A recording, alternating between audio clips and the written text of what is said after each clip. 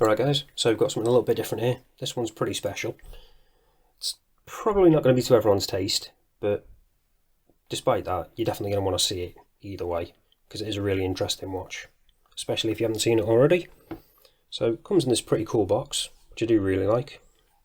It's really nicely done.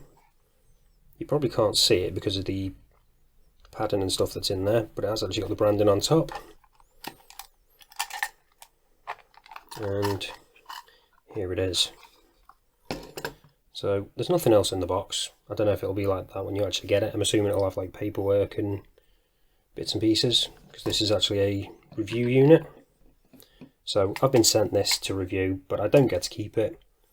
I've got to send it on to someone else when I'm done. But as always, that's not going to change the way I do my reviews. I'm going to keep it honest, no matter what. You know the score.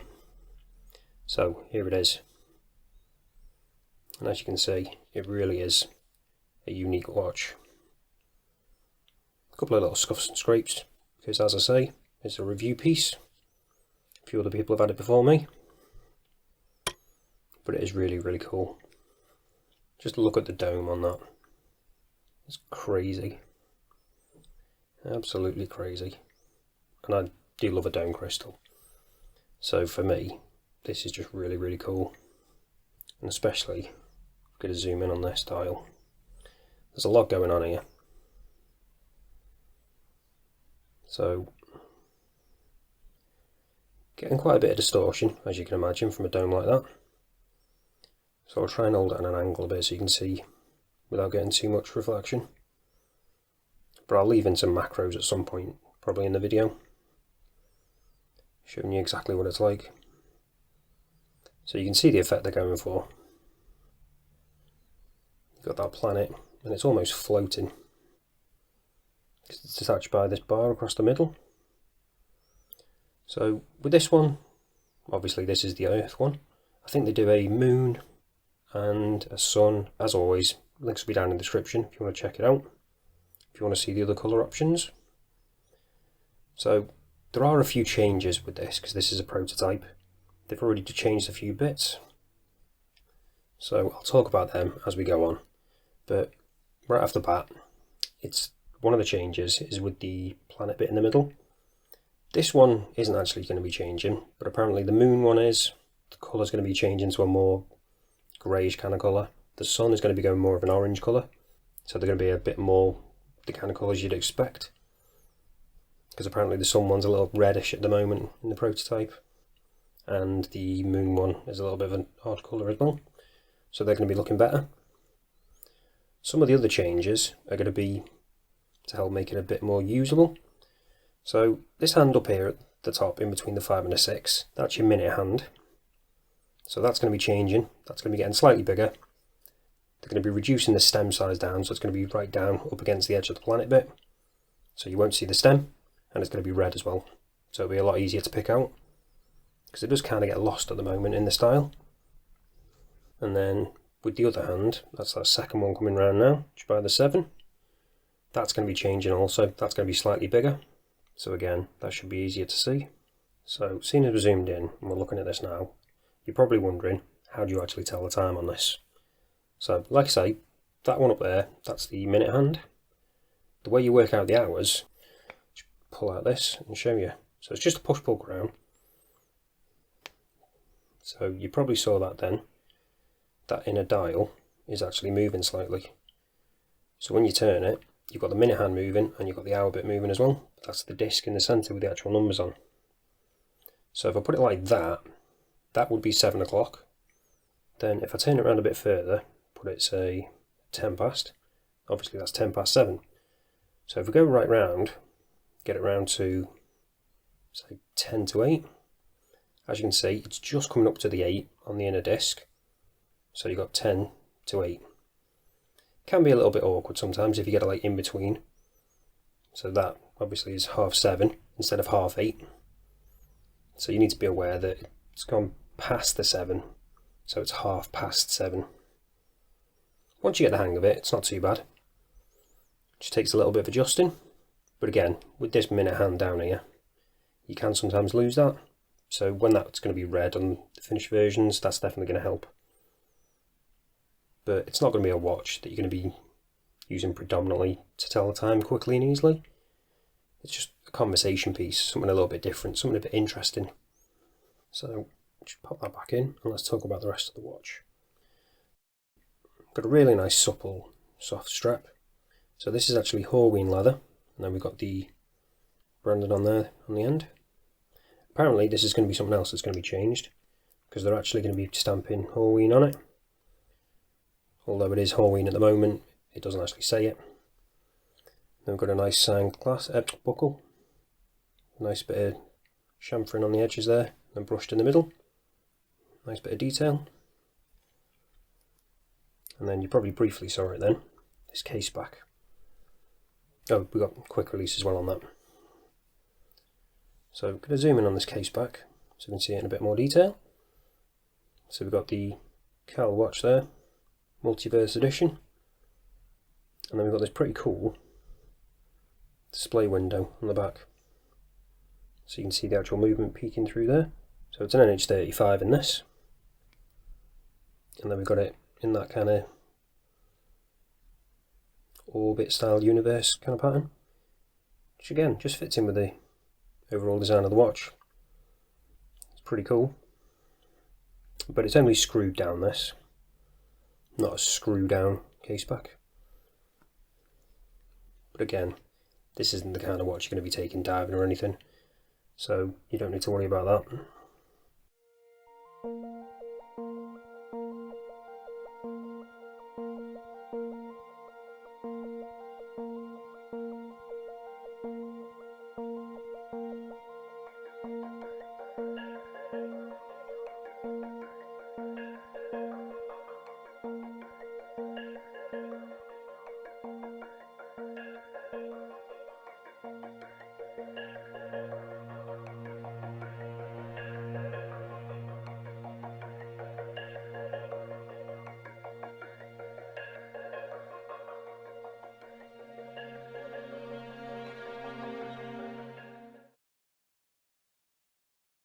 It's just such a cool looking watch. Definitely not seen anything like this before. And there's some nice little detailing on the lugs here. Otherwise, it's pretty plain. But it's all about that dial. So you don't really want anything distracting from that. We've got a nice sign crown as well. So let's quickly zoom back out and let's get onto the measurements of this. So let's start with the main one. The one that's going to be the one that you're all interested in, obviously. How thick is this? And the answer is pretty thick. It's about 19 mil. But again, a big chunk of that is that dome crystal.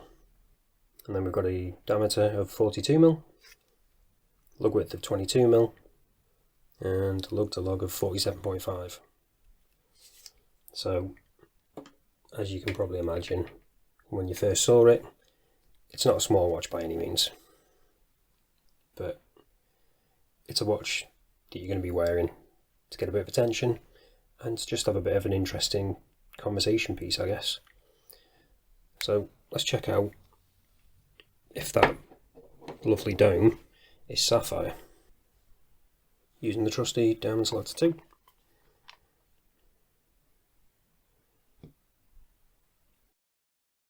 Yep, we have got sapphire crystal. So with a dome that big, that really is a cool thing.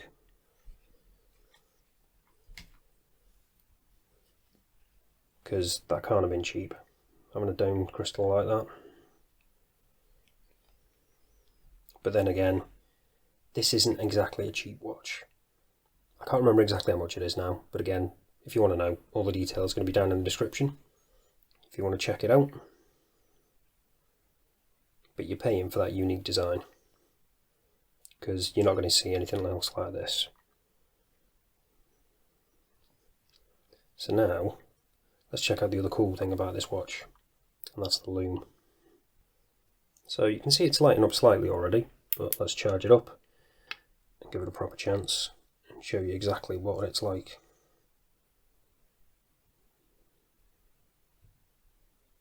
because it is pretty unique again. But would you expect anything else from this watch?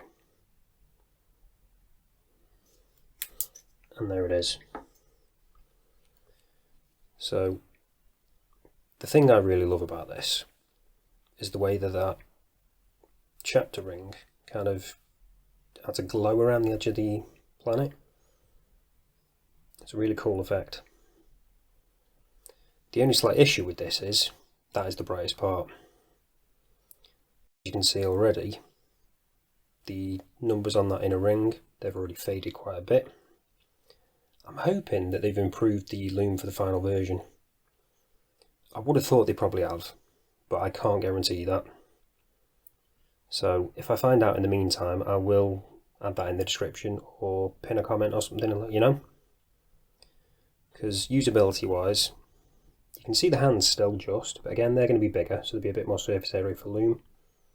But that inner rotating bezel that I was on is pretty much not visible now. As always though, it's slightly better than the camera's showing, so I can just about see it. But the camera isn't quite picking it up now. Which is a little bit of a shame. So all that's left to show you now is what it's like on wrist. So this is what it looks like on my 7-inch wrist. And I have to admit, I was actually surprised that this wears a little bit better than I thought it would. When I first saw the pictures and stuff, I was thinking it was just going to be exactly what you probably expect when you read the dimensions. Absolutely huge. But it does actually wear surprisingly well. Obviously it's really high still. But similar to the Irukandji I reviewed recently, with it being so domed, depending on what you're wearing, you might be able to get stuff over the top of it, because it'll conform to that dome quite nicely. But again, you don't want to be covering this up. It's a showpiece. You want to show people it. You want to get people talking about it. And it's definitely going to do that. So if you want an interesting watch that's going to get people talking, and you just want something a little bit different, well, really different, then you definitely want to check this one out. You're not going to see many people wearing these, I don't think. It's going to be a pretty unique one. So that's it for this one, guys. Thanks for watching, and I'll see you in the next one.